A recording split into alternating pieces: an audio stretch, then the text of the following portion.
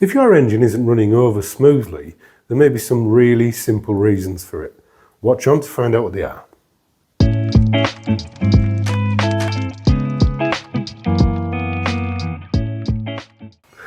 Morning all, it's New Year's Eve and we've just got a little job for you today, which is something that a lot of people have done, and it's probably going to be very easy, but I've never done one, so I'm going to have a look at it myself. And that is to replace the dipstick top mount, I suppose you'd call it. It's where the dipstick itself creates a seal to aid with crankshaft ventilation control. And on a lot of the older ones, this top edge here, bring it to the camera, this breaks apart and you no longer get a good seal. And I don't know if you've ever tried this, but if you've taken the oil filler cap off an engine when it's running, you'll know that it changes the engine note.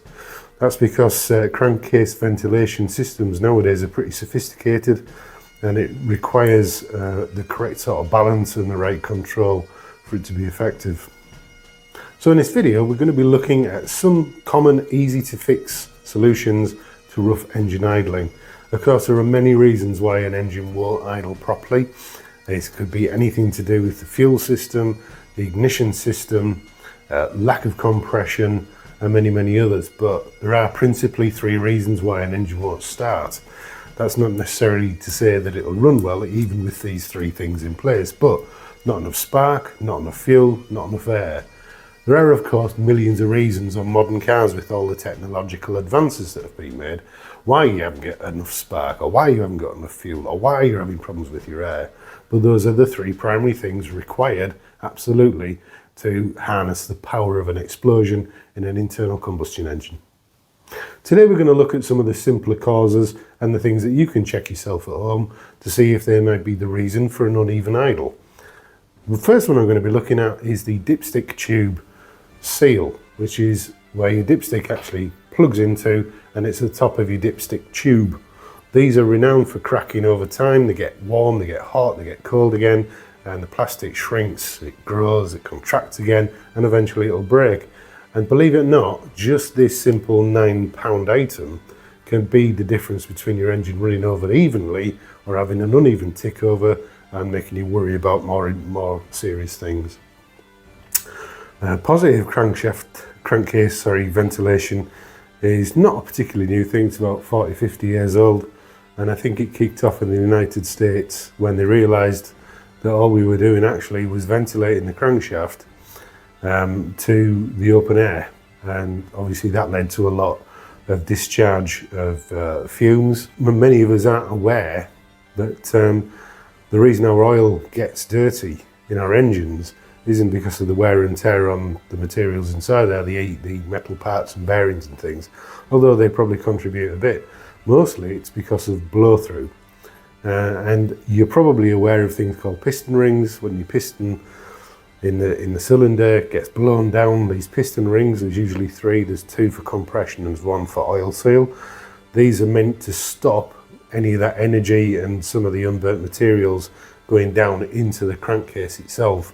But of course they're not 100% effective. And what that means is you get a buildup of pressure in your crankcase, which if it wasn't properly ventilated, it wasn't allowed to sort of move out of that crankcase, would eventually lead to oil being blown up the cylinders and probably blowing out your oil seals, your main oil seals and things, because of the excessive pressure. Back in the 60s, the Americans, I think it was the Americans, you can please correct me if I'm wrong, said that what we need to be doing is taking this pressurized vapor that's in the crankcase and actually burning that. So we're making use of it. Any unburnt fluorocarbons, as they call them, can then go back into the clean air system and be burnt by the engine, which makes them a bit more effective. But it relies on even the simplest things. These were £9, I think, from eBay, and I'm looking at it, and hopefully it's not going to be a difficult thing to fit, but we'll find out together. Keep watching. So we're out at the car. Forgive the audio, it's bloody cold out here. Another beautiful New Year's Eve, and you can see here, this is what we're going to be replacing, and you can see that slot down there which this screwdriver just isn't big enough to pry apart, so we're going to go and get another one. But comparing that with the new one, you can see that this top is completely missing. Forgive this stuff, this is actually plumber's putty which I've used to seal the oil dipstick in just while I got this part replaced. So as usual, when you attempt to do anything without having all the tools handy, you failed. So I've failed and I've come down to the workshop to see if I've got some long nose pliers and a big fat slotty screwdriver to wedge that thing apart. This is what we need. I need to go and raid my mum's toolbox now to see if we've got a really broad slotted screwdriver, and then we're in business. I'm just wondering if everybody's mum, who's 84, has got a toolbox like this in her cupboard under her stairs. She calls this the glory hole, by the way. I haven't got the heart to tell her. And if you're wondering why a guy who has more screwdrivers than B&Q hasn't got a screwdriver, it's because they're all in the van and I can't drive two vehicles at once. So just to prove that this is the real world and I don't set things up and it doesn't always work, you can see that the part I've ordered from some Chinese peddler doesn't even seal as well as the broken tube that's already in there. This is supposed to push right up and there's supposed to clip over that rim, and none of that's going to happen. So it's back to the drawing board on that. I will fit it now because I'm actually committed to it, but I'll be writing them some stern messages. So it turned out the best way to actually get this old one off was to get hold of one of those slots with some long nose pliers and then peel it back, and it came off really easy after that. You can see how damaged that is. I may as well put the other one on even though it doesn't fit terribly well, and then we'll sort it out later. So these are a bit of a struggle to get on, but the way to do it is to put your fingers around that metal bracket under there, put your palm on top of the black top, and then pull together and it'll clip in. That way you're not going to have any disasters with your dipstick tube further down. And there we have it, it's all done and in place, and in fairness it actually does feel okay now it's in situ. It's definitely better than the old one, so we'll see what difference that makes to the engine revs. So the other points where you can sometimes get leaks is here at the end of the screwdriver. This is the connection between the air cleaner box and the turbo inlet pipe. Also these hoses, if you can see, get damaged a lot because they have to be removed when you're removing that. Let's get this back in place as well.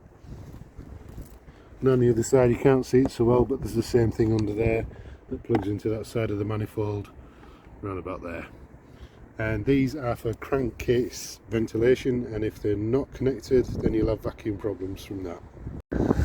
You can also suffer vacuum problems very commonly up here at this top end, and it's usually these hoses that split, particularly like that there. Those can just split apart and you get a vacuum leak. I think one of the more annoying and difficult aspects of working on an older vehicle is that in the process of repairing one job you can actually create more problems, and this is never more true than when removing your air cleaner boxes. There are several pipes attached here and rubber seals which over time may become brittle and can break, and in two cases, and that is for these two pipes here and here, you may not even notice that there's a problem. But if you suffer from uneven idle, these are good places to start because they're accessible, they're relatively easy to fix, or in fact replace, as in the case of this oil dipstick seal. And I would strongly recommend that you check for the simplest things before jumping straight in and saying that it's plugs and coils, which you may well be. There's a lot of things to check along the way. It's also possible that you might have multiple problems with your car, and none of them necessarily need to be all that expensive. It's a fragile system. I'd just like to take this opportunity to say thank you to you and to wish you a Happy New Year. I hope you enjoyed your Christmas as much as I did. It's been an unusual year, and it came as some surprise to me that I ended up with a YouTube channel and over 1,000 very kind subscribers who've shown me that it wasn't a complete waste of time. I'm also very humble. I know I'm still not all that good, but I'm trying my best, and next year I hope I'll get an awful lot better. So I'll raise my glass to you, say cheers and Happy New Year.